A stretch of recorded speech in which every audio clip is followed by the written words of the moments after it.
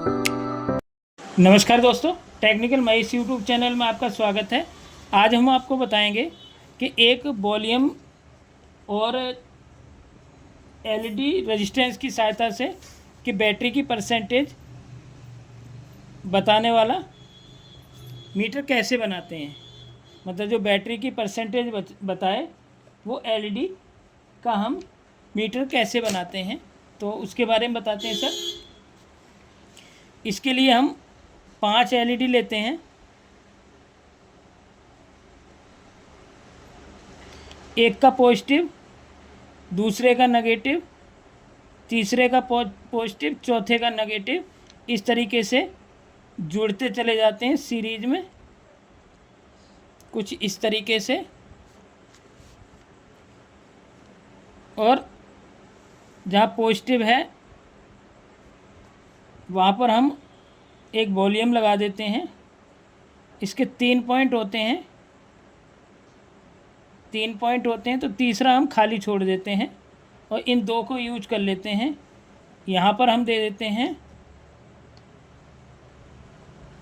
Plus 12 volt DC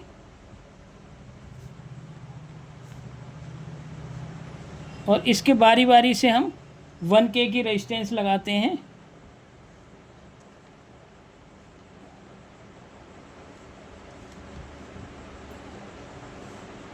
पांच resistance लगाते हैं।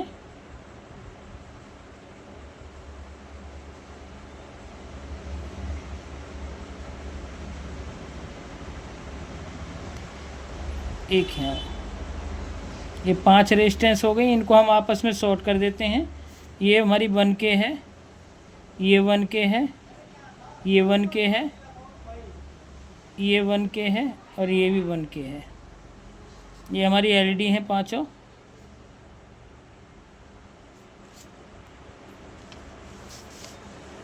कुछ इस तरीके से।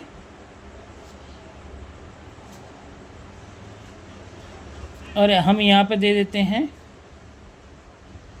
Minus 12 volt DC. और शुरुआत हम जैसे यहाँ से करते हैं,